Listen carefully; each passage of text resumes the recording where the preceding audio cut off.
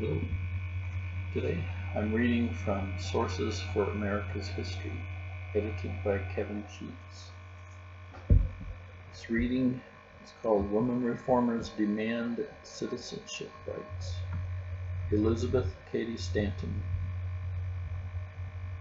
and 99 others signed the Declaration of Rights and Sentiments, 1848. When in the course of human events it becomes necessary for one portion of the family of man to assume among the people of the earth a position different from that which they have hitherto occupied, but one to which the laws of nature and of nature's God entitle them, a decent respect to the opinions of mankind requires that they should declare the causes that impel them to such a course. We hold these truths to be self-evident, that all men and women are created equal, that they are endowed by their Creator with certain inalienable rights, that among these are life, liberty, and the pursuit of happiness, that to secure these rights, governments are instituted, deriving their just powers from the consent of the governed. Whenever any form of government becomes destructive to these ends, it is the right of those who suffer from it to refuse allegiance to it, and to insist upon the institution of a new government, laying its foundation on such principles and organizing its powers in such form as to them shall seem most likely to affect their safety and happiness. Prudence indeed will dictate that governments long established should not be changed for light and transient causes, and accordingly all experience hath shown that mankind are more disposed to suffer while evils are sufferable than to right themselves by abolishing the forms to which they are accustomed. But when a long train of abuses and usurpations pursuing invariably the same object, evinces a design to reduce them under absolute despotism, it is their duty to throw off such government, and to provide new guards for their future security. Such has been the patient sufferance of women under this government, and such is now the necessity which constrains them to demand the equal station to which they are entitled. The history of mankind is a history of repeated injuries and usurpations on the part of man toward woman, having a indirect object, the establishment of an absolute tyranny over her. To prove this, let facts be submitted to a candid world. He has never permitted her to exercise her inalienable right to the elective franchise. He has compelled her to submit to laws in the formation of which she had no voice. He has withheld from her rights which are given to the most ignorant and degraded men, both natives and foreigners. Having deprived her of this first right of a citizen, the elective franchise, thereby leaving her without representation in the halls of legislation, he has oppressed her on all sides. He has made her, if married, in the eyes of the law, civilly dead. He has taken from her all right of property, even to the wages she earns. He has made her morally an irresponsible being, as she can commit many crimes with impunity, provided they be done in the presence of her husband. In the convenience of marriage she is compelled to promise obedience to her husband, he becoming, to all intents and purposes, her master, the law giving him power to deprive her of her liberty, and to administer chastisement. He has also framed the laws of divorce, so as to what shall be the proper causes of divorce, in case of separation, to whom the guardianship of the children shall be given, as to be wholly regardless of the happiness of the woman. The law in all cases going upon a false supposition of the supremacy of man, and giving all power into his hands.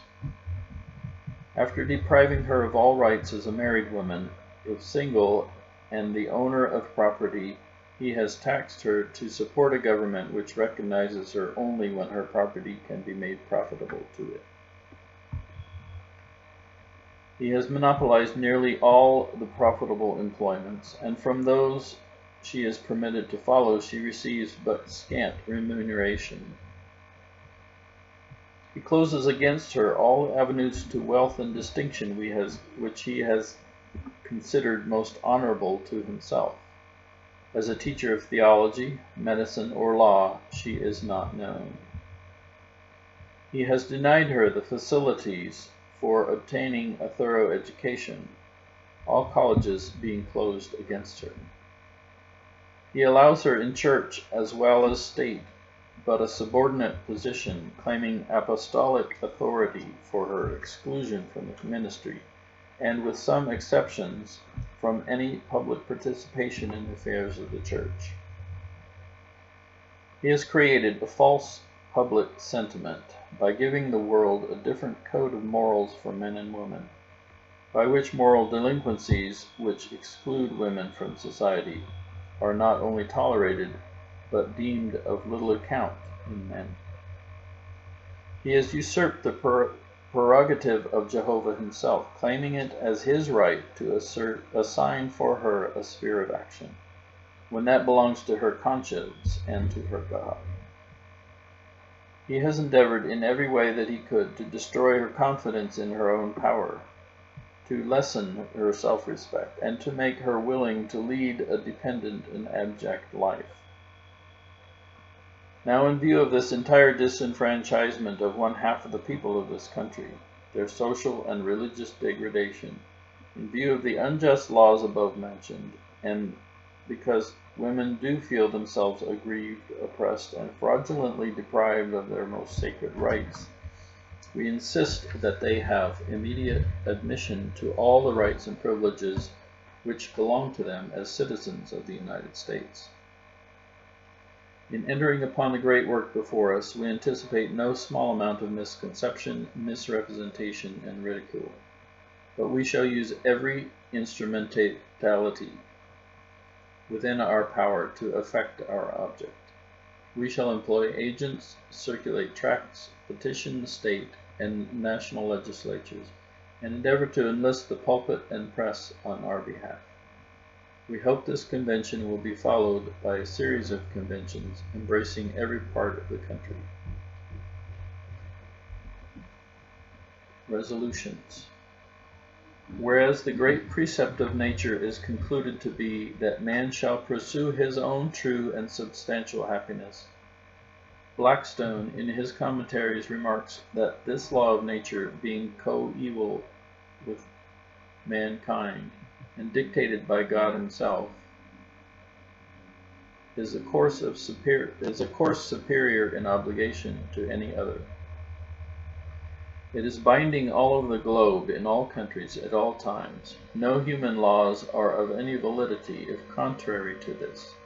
Such of them as are valid derive all their force and all their validity and all their authority immediately and immediately from this original. Therefore, resolved, that such laws as conflict in any way with the true and substantial happiness of women are contrary to the great precept of nature, and of no validity, for this is superior in obligation to any other.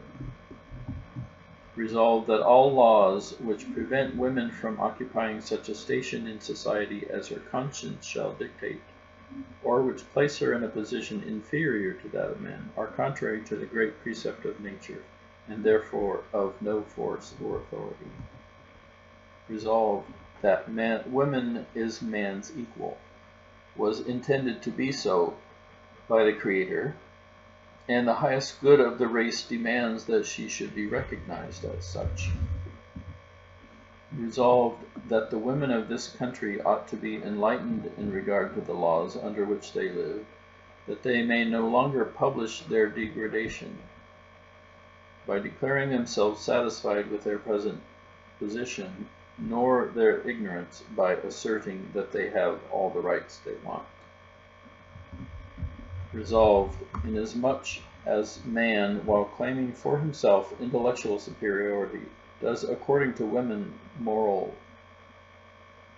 superiority, does according to woman moral superiority. It is preeminently his duty to encourage her to speak and teach as she has the opportunity in all religious assemblies. Resolved that the same amount of virtue, delicacy, and refinement of behavior that is required of women in the social state should also be required of man, and that the same transgressions should be visited with equal severity on both men and women. Resolved that the objection of indelicacy and impropriety, which is so often brought against women when she addresses a public audience, comes with a very ill grace from those who encourage, by their attendance, her appearance on the stage, in concert, or the feats of the circus. Resolved that women has too long rested satisfied in the circumscribed limits, which corrupt customs and a perverted application of the scriptures have marked out for her, and that it is time she should move in the enlarged sphere which her Creator has assigned her. Resolved that this is the duty of the women of this country to secure themselves their sacred right to the elective franchise. Resolved that the equality of human rights results necessarily from the fact of the identity of the race in capabilities and responsibilities. Resolved, therefore, that being invested by the Creator with the same capacity, capabilities, and the same consciousness of responsibility for their exercise, it is demonstrably the right and duty of women, equally with men, to promote every righteous cause by every righteous means, and especially in regard to the great subjects of morals and religion. It is self-evidently her right to participate with her brother in teaching them, both in private and public, by writing and by speaking, by any instrumentalities proper to be used, and in any assemblies proper to be held. And this being a self-evident truth growing out of the divinely implanted principles of human nature, any custom or authority adverse to it, whether modern or wearing a hoary sanctions of antiquity, is to be regarded as self-evident falsehood and at war with the interests of mankind.